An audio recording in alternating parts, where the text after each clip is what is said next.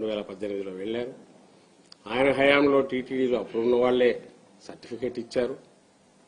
దానికి ఎంతో 1,80,000 లీటర్ల ప్రొక్యూర్మెంట్ ఉందనో ఇంకో సంథింగ్ అలాంటిది ఏదో ఇచ్చారు. ఎలిజిబిలిటీ ఇచ్చిన తర్వాత వాళ్ళకి సప్లై ఆర్డర్ ఇచ్చారు. సప్లై ఆర్డర్ను వాళ్ళు ఎగ్జిక్యూటివ్గా చేశారు. వాళ్లను తరువాత ఎప్పుడైతే అది బోలేబాబా మా హయాంలో దానికి సంబంధించి ఇది ఆ రోజు ఉన్నదే మా హయాంలో వచ్చింది, రిజెక్ట్ అయింది. ఇప్పుడు ఆరోపణ వేరే కంపెనీల ద్వారా వచ్చారనేది. సరే, వేరే కంపెనీల ద్వారా వచ్చి నువ్వు ఏ శాంపుల్స్ బట్టి చెప్తున్నావు? మళ్ళీ చంద్రబాబు నాయుడు గవర్నమెంట్ వచ్చిన శాంపుల్స్ నుంచే తీసుకున్నారు. ముందు చంద్రబాబు నాయుడు గారి గవర్నమెంట్ హయాంలో అదే బోలేబాబా ఎలిజిబిలిటీ వచ్చింది, హర్ష డైరీ అనే రూపంలోనే అది పేరు మార్చుకున్న తర్వాత 2019 సెప్టెంబర్లో ఎప్పుడో మా హయాం మాది మొదలయ్యాక దాన్ని రిజెక్ట్ చేశారు. తర్వాత 2024 మా ప్రభుత్వం దిగిపోయి చంద్రబాబు నాయుడు గారు ప్రభుత్వం వచ్చిన నెలకు వచ్చిన శాంపుల్స్ లో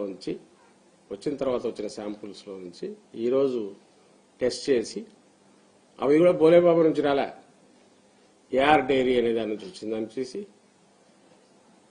వాటిలో ఇప్పుడు ఏదైతే చెప్తున్నారో ఇవి కనపడుతున్నాయని అంటున్నారు. ఈ ఏఆర్ డైరీకి ఇంకా 1-2టికి బోలేబాబా అనేవాడు సప్లై చేశాడు. అది 19-24 మధ్యనే వాడు సప్లై చేసినట్టు, ఒకవేళ చేసి ఉంటే 19-24 మధ్య ఈ పాపాలనే జరిగినట్టు. వీళ్ళు మా దీంట్లో ఇన్వెస్టిగేషన్లో అక్కడికి పోయి ఖాళీ డ్రమ్ములు చూసినాము, లేదంటే ఇన్వాయిస్ చూసి మేము పట్టుకున్నాము. అసలు లేని శాంపుల్స్ అయితే వీళ్ళు పంపారు. ఇప్పుడు చేసిన సిట్టు ఛార్జ్ షీట్ తయారు చేసిన దాంట్లో బోలేబాబా అనేవాడు వేషం మార్చి వీళ్ళ ద్వారా చేశాడు అని అలిగేషన్ చేశారు. దట్ తేలేది న్యాయస్థానంలో తేలాల్సింది.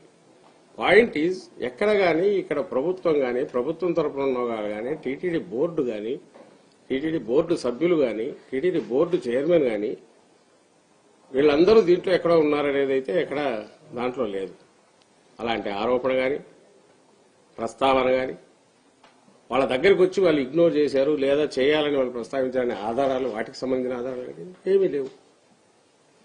సో ఆ రోజు బోలేబాబా ఎంటర్టైన్ చేసింది చంద్రబాబు నాయుడు గారు ప్రభుత్వం అంతకుముందు ఉన్నప్పుడు. మళ్లీ వీళ్ళు తీసిన శాంపుల్స్ ఎప్పుడు తీశారయ్యా అంటే 24 జూన్లో 12 ఈయన అధికారంలోకి వచ్చాక తీసిన శాంపుల్స్ లో నుంచి, అంటే వీళ్ళ ప్రభుత్వం వచ్చాక తీసిన శాంపుల్స్ లో నుంచి తీశారు. ఈ శాంపుల్స్ కూడా బోలేబాబాకు సంబంధించినవి కావద్దు, ఏఆర్ డైరీకి సంబంధించినవి. ఆ ఏఆర్ డైరీకి బోలేబాబా సప్లై చేశాడనేది మా ఇన్వెస్టిగేషన్ లో మేము కనుక్కున్నామని ఈ రోజు సిట్ అలిగేషన్ చేసింది. అది తేలాల్సింది అక్కడ.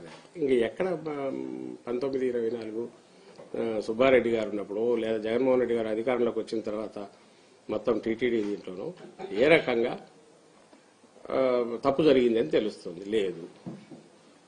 మూడవది, అప్పన్న అనే వ్యక్తి ఎవరైతే ఉన్నారో తనకు సంబంధించినంత వరకు ట్రాన్సాక్షన్స్ లో, అది న్యాయస్థానంలో తేలాలి. ట్రాన్సాక్షన్స్ లో వచ్చిందా లేదా, ఎట్లొచ్చింది, అతనికి సోర్సెస్ వేరే ఉన్నాయా, అతను లాయర్లను పెట్టుకుని చూసుకుంటాడేమో లేదు.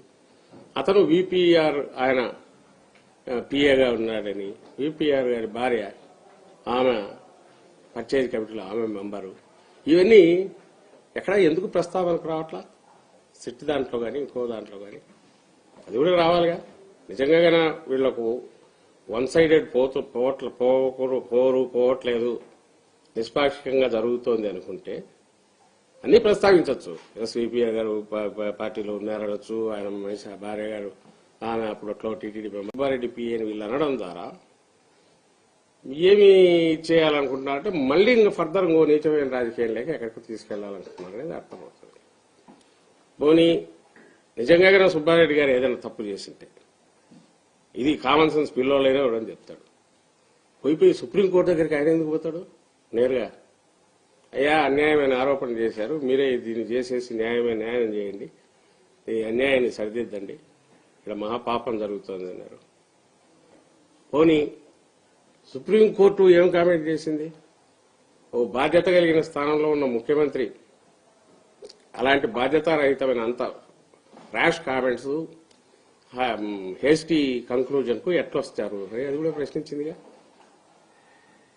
నువ్వు ఇన్వెస్టిగేషన్ లేదు, ఎలాంటి దాని మీద డిపార్ట్మెంటల్ రీజనా లేదు, బోర్డు వైపు నుంచి లేదు, ఎలాంటిది లేకుండా ఒక ముఖ్యమంత్రి తనకు డైరెక్ట్ సంబంధం లేదు.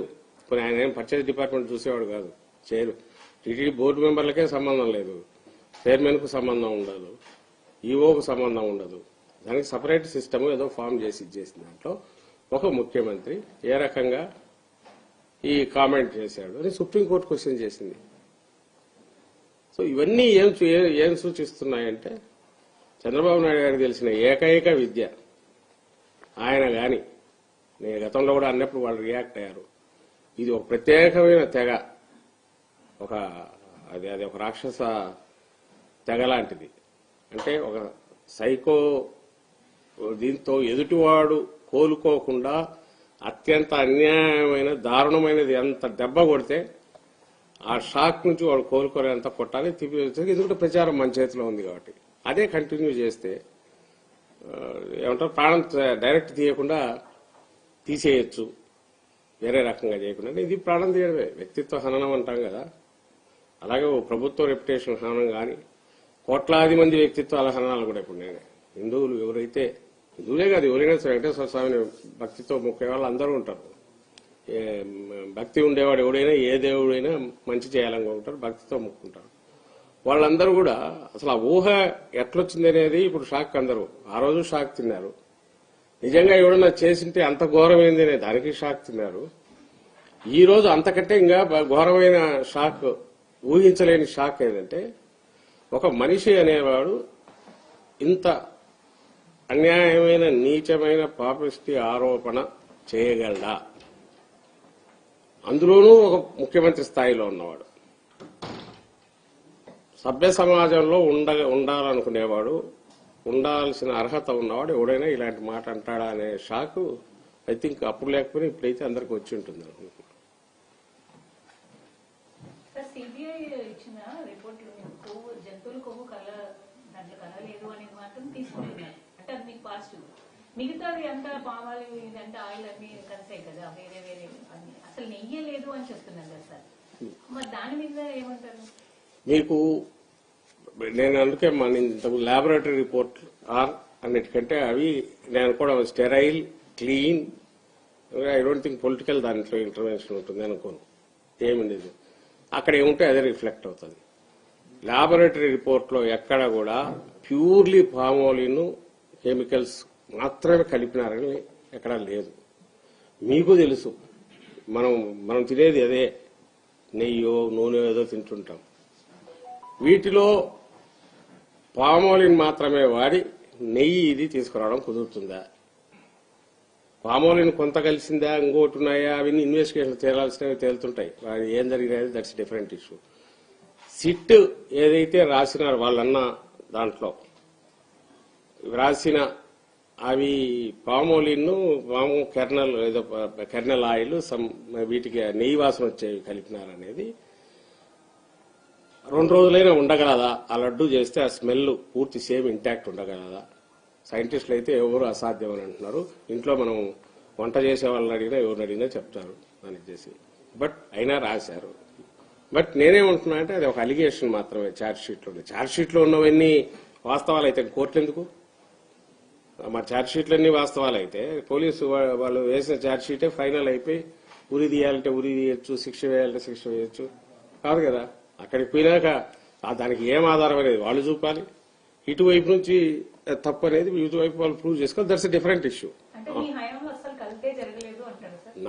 నా ఇప్పుడు మీకు తెలుసు, అందరికీ తెలుసు. ఇప్పుడు మీ ఆర్గనైజేషన్ ఉంది, చైర్మన్ ఉంటారు ఎక్కడో, కింద ఏం జరుగుతున్నాయి అనే దాంట్లో నెట్టి గ్రిట్టి డే టు డే దాంట్లో గంటకు అరగంటకు జరిగేవి తెలుస్తాయి. అక్కడే తెలియవు, దూరం వదిలేయండి, బ్రాంచ్లో ఏం జరుగుతున్నాయి అనేది. టీటీడీ అనేది ఒక ట్రస్ట్ బోర్డు, అది దానికి సంబంధించిన ఇండిపెండెంట్ సిస్టమ్ ఉంది. ఇవి ఒక రాత్రి వచ్చినవి కాదు, కొత్తగా ఫామ్ అయ్యి ఇప్పుడు అయోధ్య ఆలయం మాదిరి పెట్టి ఈ రోజు తయారు చేసినవి కాదు. సెంచరీస్ టుగెదర్ వస్తుంది.